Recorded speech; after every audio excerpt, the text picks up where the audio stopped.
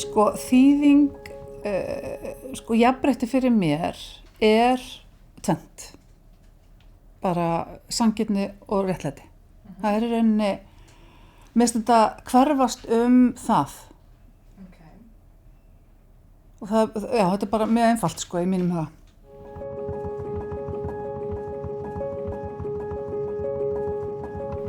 Já, það það. Það sem fékk mig til þess að endurhugsa hugmyndir mínar jafnrétti, af því að ég var rosalega fókuseruð á kynjavinkilinn. Eins og við kannski byrjum flest, ég veit það ekki, flestir feministar, kannski miðaldra, ég veit það ekki. En það sem að fékk, stærstu, hvað ég að segja, já, það sem hefur haft mest áhrif á mig, það eru nemendur mínir, transnemendur mínir, sem að kenndu mér svo dýrmæta þekkingu og fengu mig til þess að skilja bara heiminn betur, sko, og fólk betur og skilgreina jafnrétti aftur. Þannig að já, transnemendur mínir, þau eru það sem hefur haft mest áhrif á hugmyndir mínar jafnrétti, já.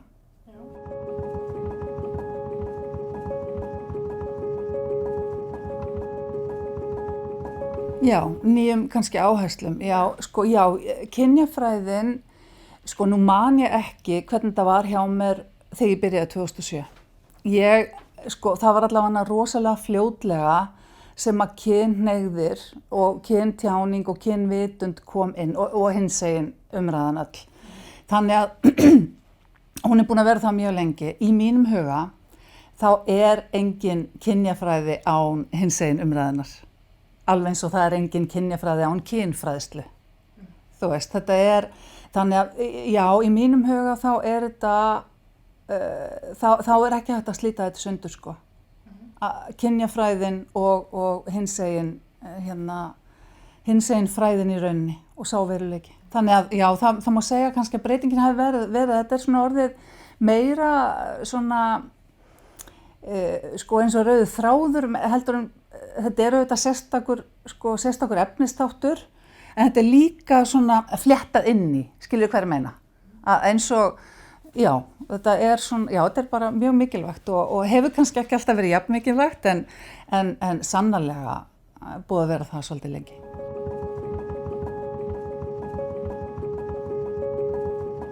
Já, hvað þarf til að jafnrétti náist? Ég til dæmis það að ég fái öll völd í svona tíma þá get ég gert ýmislegt. Sko, að öllu gríni slepptu þá held ég að það sem þarf að gerast. Við þurfum náttúrulega að jafnréttisvæða skólakerfið. Og við þurfum og það sem ég meina með því að jafnréttisvæða skólakerfið, það að hver og einn einasti kennari, sama hvaða fag hann kennir, þarf að hafa þekkingu á jafnréttismálum og geta þar með beitt jafnréttisnæmi á skólastarfið og í skólastarfinu með því, og það sem ég á við þar að hver og einn kennari geti skoðað kennslugögnin sín, námsgögnin, geti skoðað samskipti sín við nemendur og geti beitt sér í þágu jafnréttis. Hvort sem það samtal á milli nemenda eða einhver stríðni á göngunum eða hvort þú sért að afbyggja staðalmyndir í orðræðunni inn í kennslustofunni.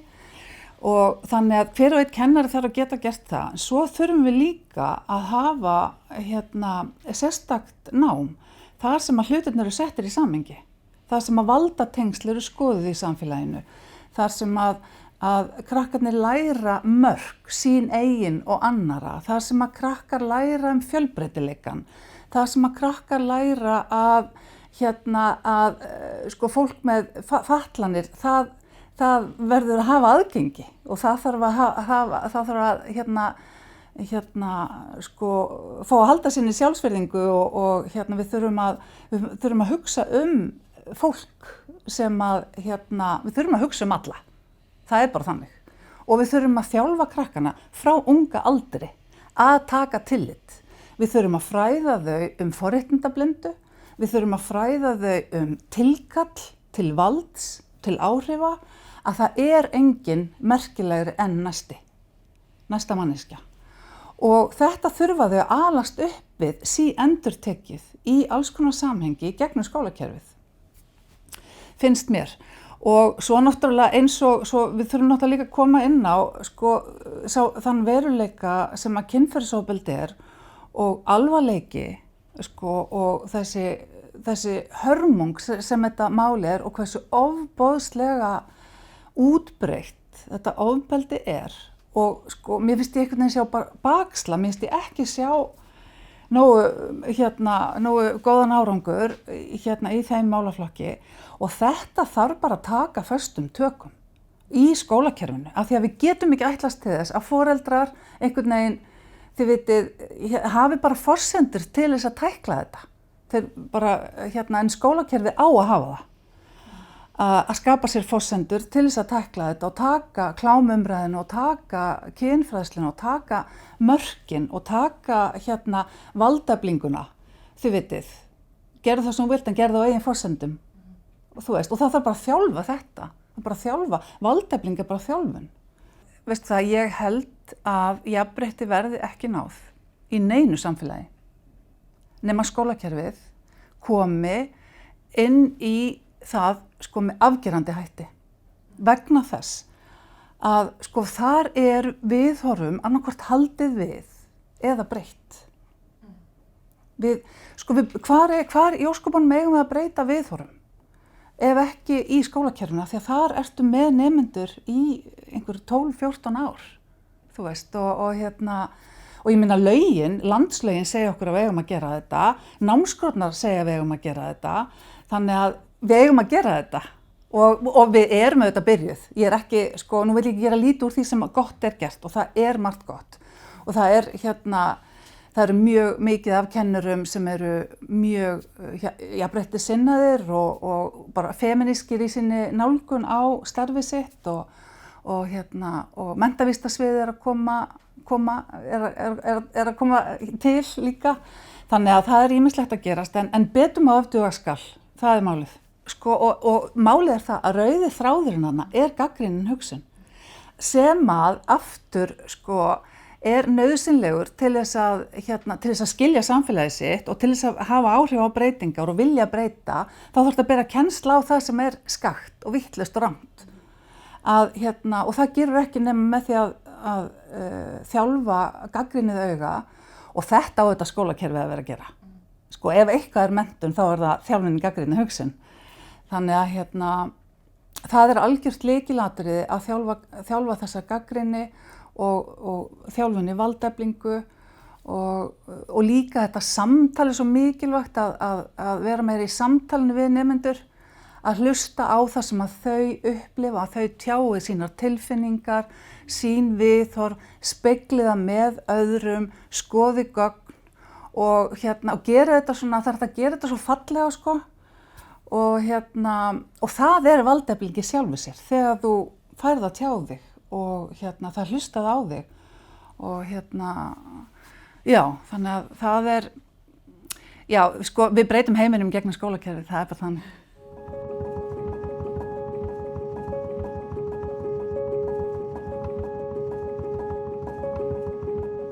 Mér finnst það algjörlega frábært, ég get ekki lýst í hversu stolt ég og hversu mikið eflandi það fyrir okkur að vera treyst fyrir þessu og okkur, við munum standa undir því trausti.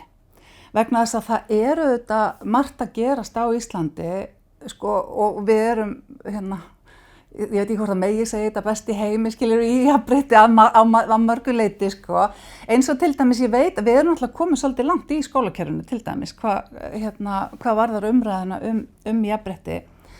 Og já, mér finnst algjörlega frábært að Ísland sé í sér forystu og við erum að gera svo margt ótrúlega, sjáðu bara hvernig gay pride risastórt og druslugangan risastórt umræðan orðin, femínísk umræða, jafnréttisumræðan orðin mjög ríkur þáttur í almennri samfélagsumræðu á Íslandi. Þannig að ég er ekki vafa það að við munum verða sterkir leiðtogar í þessari umræðu og þetta mun efla okkur að vera treyst fyrir þessu, þetta er náttúrulega algjörlega frábært. Og það er til hellingsþekking og við þurfum bara að finna vettvang og sameina krafta úr ólíkum áttum og þannig búa til það besta sem er til. Og þannig að já, þetta er brjálæðislega mikilvægt og já, við munum standa undir þessu trausti og við munum gera brilljant hluti.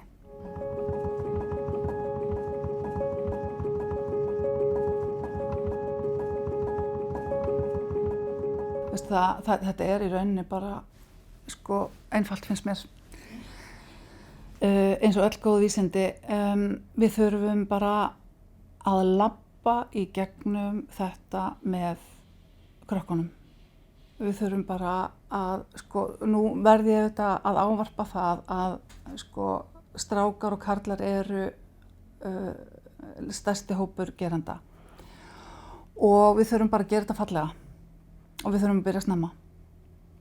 Og við þurfum, af því að það er hægt að, það er svo margt, kennslustofan, þar eru töfrar.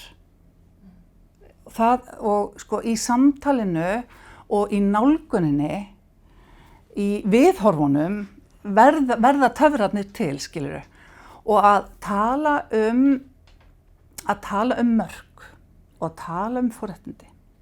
Og ég veit ég fann að endtaka með hana, en það skiptir ekki máli, góða vísur og allt það, að það þarf bara að fara í gegnum þetta skref fyrir skref, á fallegan hátt, án ásakana, án upphrópana, og að því það vill enginn vera vondur, skilurðu. Þú veist, þetta eru skilaboð sem að krakkarnir eru að fá skaðleg skilaboð út allt. Og þetta er til þess að gera venjulega manneskju sturlað þetta og hegða sér eins og fífl. Þannig að við þurfum að byrja snemma, við þurfum að ræða þessa hluti frá öllum sjónarhornum og við þurfum til dæmis að taka þessa ofsalega sársaukafullu umræðu afleiðingar kynferðisofbeldis. Og við þurfum að taka þessa sársaukafullu umræðu hversu ofboðslega algengt það er. Og þegar að við skiljum þetta öll, að þá, ég trúi á það góða í fólki, og ég held að ef við erum nógu upplýst og ef við erum nógu valdeld og ef við erum einhvern veginn nógu gagnrýnin, að þá munum við uppræta þetta, skilurðu. Að við verðum náttúrulega bara að trúa því. Af því að þetta er svo óásættanlegt að búa í þessum veruleika þar sem þetta er einhvern veginn svona algengt og já, þannig að já, við þurfum að tekla þetta í skólastofunni.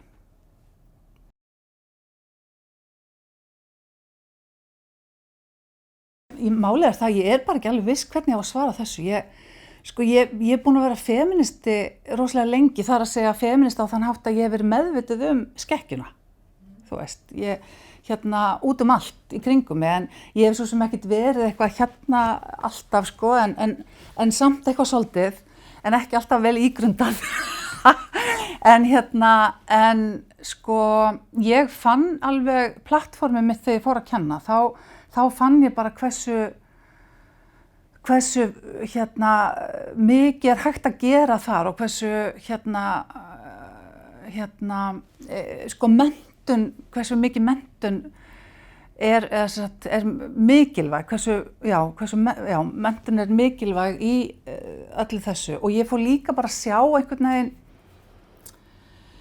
þegar ég kynnist bara nemendum mínum og þau náttúrulega eru endalaus uppspretta þekkingar og þau einhvern veginn, þau kenna mér náttúrulega bara endalaust, þú veist, þetta er svo mikil endurnýjun og næring, þú veist, að vera kennari, það er algjörlega magnað. Þannig að þetta varð einhvern veginn, meira og meiri ástríða og þetta varð einhvern veginn stærri og stærri hluti af mér, þó svo að jarðvegun hafa alveg verið þarna síðan einhvern tímann, ég man ekki hvenær, að þá hef ég fengið svona ástríðuna í gegnum vinnuna mína, að hún er bara, þú veist, kennarastarfið er bara svo, það er svo miklu töfrar, að það, já, ég veit ekki, sko, þetta meikar örugglega engan sens þetta svar, en já, þetta já, ég get ekki svarað sem betur.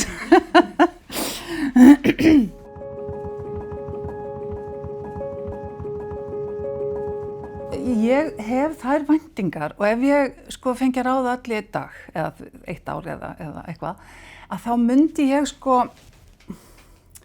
við þurfum að hlusta. Fólk þarf að hlusta. Fólk þarf að hlusta á brotaþola, það þarf að hlusta á jaðarsett fólk, það þarf að hlusta á nýja Íslendinga, flóttafólk, það þarf að hlusta á veruleika þessa fólks og taka þau inn og ígrunda. Það það sem við þurfum að gera, við þurfum að hlusta. Það eina. Já, við þurfum, sko við komumst rosalega langt á því að hlusta og hugsa og velta fyrir okkur, þú veist, hvað rétt og hvað rangt, af því að ég meina viljum ekki öll vera siðlega manneskjur og þú veist, siðlegt að einhvern veginn hunsa bara heilu hópana og bara og láta eins og þau sé ekki til eða að þau bara skipta ekki máli eða þú veist, það að vera siðleg manneskja?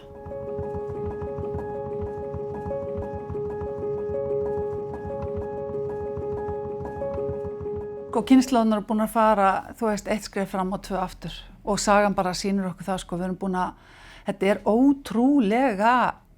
er ótrúlega erfið barátta. Ef við hugsum þetta, sko, í sögulegu samhengi, sko, að við séum ekki, sko, það myndu, sko, margar sko Bríet og það var margar stórar konur snúa sig við í gröfin eða þær vissu að við erum ekki komna lengra en þetta. En sko, það sem við þurfum að gera og ég veit alveg, ég hljóma eins og bilurplata, en ég meina, ég vil meiri menntun ég vil meiri jafnréttismenntun fyrir næstu kynslóð. Ég vil viðhorfabreytingu til alls sem að varðar réttlæti og sanngirni í samfélaginu. Ég vil sterkari borgarvitund. Við erum hérna öll saman og það þarf að vera pláss fyrir hvert og eitt einasta okkar.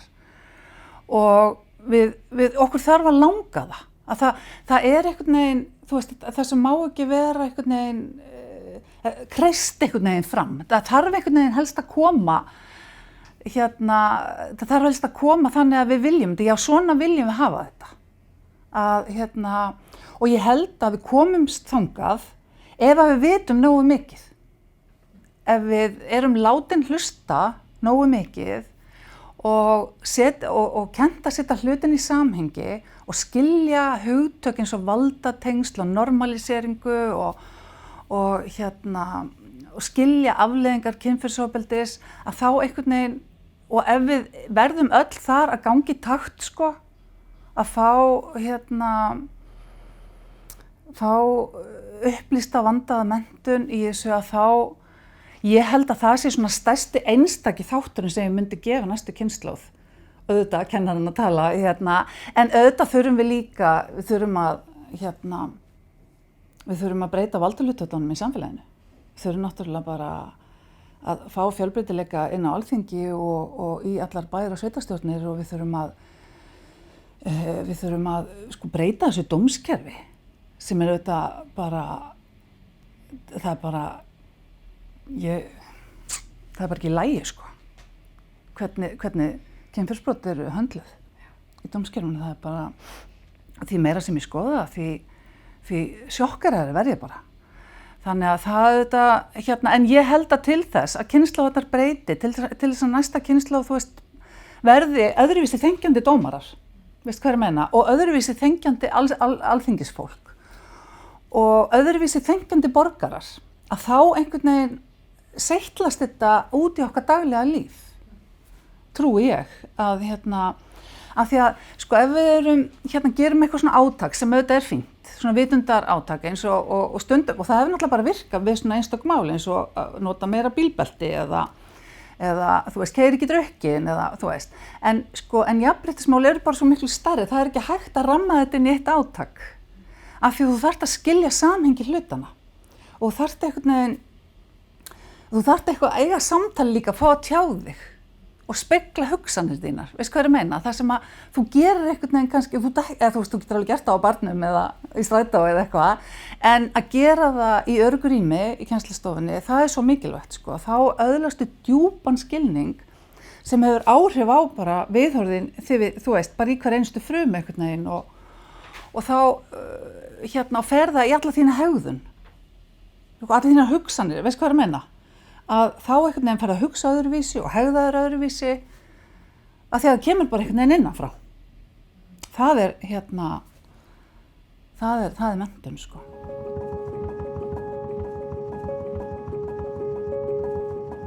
Já, sko það hefur alveg gerst að þeir upplifa þetta sem að þeir séu vandikallinn, það er þannig sko og það þarf bara að tækla það. Og það er ekkert mál að tækla það. Að sýna þeim það, að þú þarft auðvitað að sýna þeim það að þetta snýst ekki ykkur strákar og þú veist, ég segi það bara svona, þetta er ekki þið eru ekkert að gera neitt rangt, eða vonandi ekki en sko við erum að gagnrýna menningu gagnrýnin, sko þetta er einmitt rosalega mikilvægt finnst mér jafnréttisumræðan sko hún er ekki að fara að skila okkur nógu miklu kannski engu í skotgröfunum. Við þurfum að tala þetta fallega, við þurfum að einblína á menninguna sem að við erum öll ofurseld. Þannig að, sko, að nemendur, og stelpurnar mínar, þær eiga heldur ekkert að upplifa sig sem fórnarlömb, skilurðu. Og þú veist, og strákarnir sem gerendur, þetta þarf að gera þetta öðruvísi og þetta er gert öðruvísi. Auðvitað er þetta gert öðruvísi, af því að ef kennarar væru að gera þetta svona, þá væri þetta bara það var einhver uppreisning í gangi einhvers staðar, það er alveg öruggt. En þannig að, já, það þarf að gera, auðvitað er þetta rosalega vand með fag. Þú veist, það er bara þannig, þú ert að tala bara líf nemenda þinna og menninguna og þú veist bara, já, þú ert bara að tala líf þeirra og þú þarft það þarf náttúrulega að vanda þetta rosalega og þú hendist ekkert bara inn í stofu og gerir bara eitthvað. Það bara má alls ekki, sko. Það verður að gera þetta vel. Og þannig að það er hægt að taka hvaða umræðu sem er í kennslustofunni. Það er bara þannig. Ef þú bara vandar þig og þú ert með ígrundaða hugmyndafræði og þú ert með sko væntumþykju, þú þarf, sko, eða þú veist, ég upplifi mín fagvinda þannig, sko, að mér þykir vænt nemendur mína. Og þú veist, og þau þurfa að vita það. Og mér er annt þeirra, og ég ber virðingu fyrir þeirra tíma. Og ég ber virðingu fyrir þeim sem einstaklingum. Og ég vil hlusta á þau.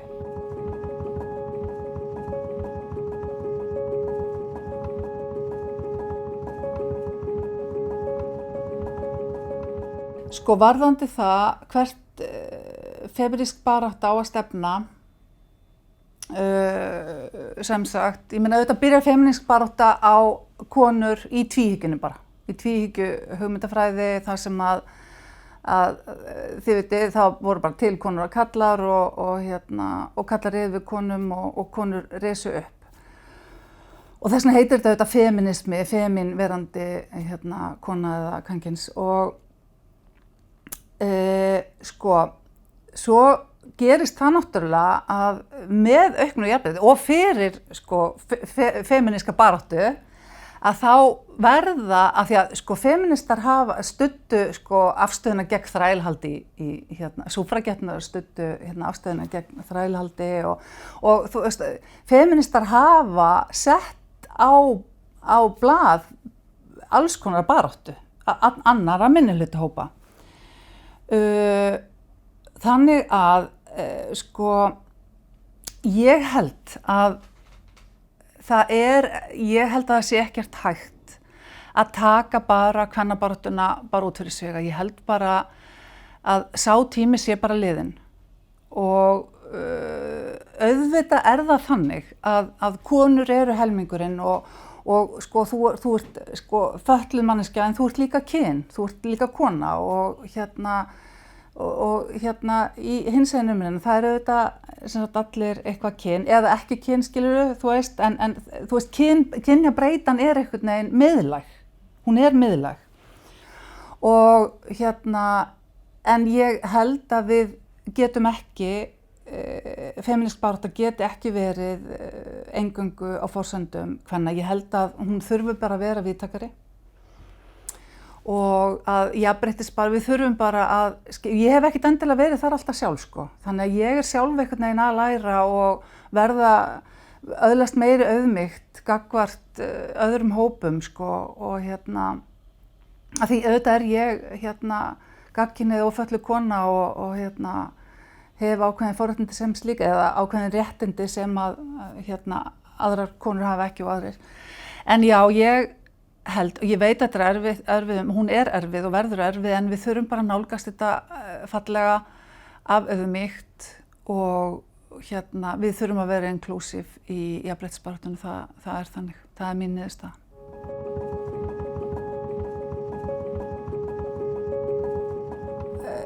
Já, ég hef talað mikilvægi kynjafræðinnar sem skyldufags í skólakerfinu og sko þetta hefur alltaf heitið kynja- og jafnréttisfræðsla, þannig að bara svona svo það sé sagt. En sko það sem þarf að gerast í mínum huga, það er mjög skýrt. Sko kennarar þurfa að fá menntun og allir kennarar þurfa að fá jafnréttismenntun og öðlast jafnréttisnæmi sem ég sagði áðan frá. Og en svo þurfum við líka að sérmennta kennara til þess að kenna fagið sem slíkt. Það sem þarf líka að gerast, og þetta þarf að gerast á öllum skólastigum, skilurðu mig. Þú þarft að bara svo ég taki dæmi, og nú auðvitað er ég ekki sko leikskólakennari, en bara svona ég taki bara eitthvað einfalt dæmi, ég meina að hvetja strákarna til þess að leika við í stelpuleikjum og kynna þau fyrir heimi hvors annars, þegar þau eru bara mjög lítil. Og svo finnur hvert skólastig þetta og hver fagmanneskja, hver kennari finnur þetta leiðir til þess að, þú veist, og fær þjálfun í því í sínu kennaranámi að svona vera gagnrýnin á kennslubækurnar, því að auðvitað þær sumar sko alveg, þú veist, rosalega í staðalmyndunum, ég bara svona, En þannig að við þurfum að byrja bara strax í leikskóla með þetta jafnréttisnæmi og byrja að vinna með krakkana og svo halda áfram sko og að þau fái bæði beina og óbeina fræðslu. Ég kalla þetta óbeina fræðslu þegar kennarinn er bara meðvitaður og en eru þetta bara að kenna sína stærðfræði, sína íslensku og sína íþróttir sko, en er þó með þessa sín svona til grundvallar sem hluti af sinni fagvitund. En svo þarf sko, það er ekki nóg að kennararnir séu, þeir sem að vinna líka með börnunum annars staðar, af því að það má þetta ekki vera þannig að nemandi fái ákveðna þekkingu og þjálfun á einu staði í skólakerfinu, svo er grafin undan henni annars staðar. Það er auðvitað agalegt. Þannig við þurfum öll einhvern veginn að vera saman í þessu og vinna að sama markmiði að nemandinn fái skilning á jafnrétti og þessum hugtökum og fái þjálfun í valdeflingu og gagnrýninni hugsun sko. Já, og þannig að við þurfum öll að leggjast á eitt. Skólakerfið þarf svolítið að leggjast á eitt innan og utan skólastofunar.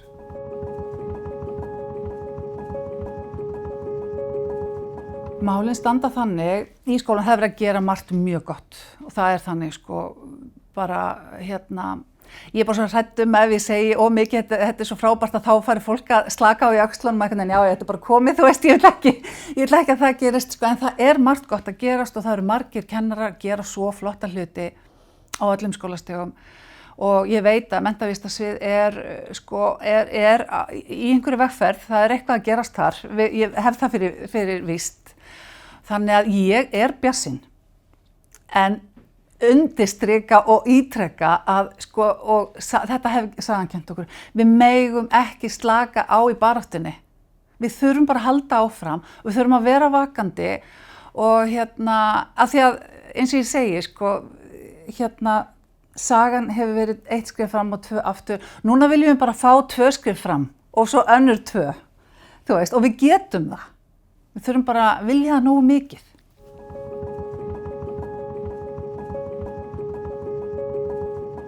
Já, það er von. Það er von og ef við horfum á þetta út frá alþjóðlegu sjónarhorni þá erum við þetta, þú veist, verðum við þetta þú veist, bara næstu í örmagna að bara við tilhugsunina sko, en við þurfum auðvitað bara að halda áfram og það og bara líka sko á sama tíma og við erum að greina hvað þarf að gera sko, hvar vandinn að þá þurfum við líka að næra okkur með því að sjá það sem vel gengur. Af því að þú veist, það er svo mikilvægt að við bara brennum ekki út af því að við sjáum bara það sem að þarf að laga. Þannig við þurfum að geta gert einhvern veginn hvorttveggja, við þurfum að næra okkur á því að skoða hvað gengur vel, en við þurfum að halda áfram að greina vandann og reyna að á því að mér finnst UN Women hafa gert þetta svo fallega, að þessi valdefling kvenna, að konur á vettvangi, skilgreini vandann sjálfar og svo fái þær bara það sem það þurfa til þess að gera það sem þær vilja og það sem þær það sem þær auðvitað, af því að þær auðvitað þekkja sinn veruleika sem að við gerum ekki og ég elska þennan hluta og þessa hugmyndafræði hjá UN Women sem að ég held að hafi gagnast svo vel. En við þurfum auðvitað alltaf, sko auðvitað eigum við að vera að rækta garðinn okkar og allt það, en við þurfum líka að horfa út á við. Við erum bara rík þjóð og við þurfum að hjálpa öðrum, það er bara þannig. Og ég held að já, það er von. Það er alltaf von. Það er alltaf von.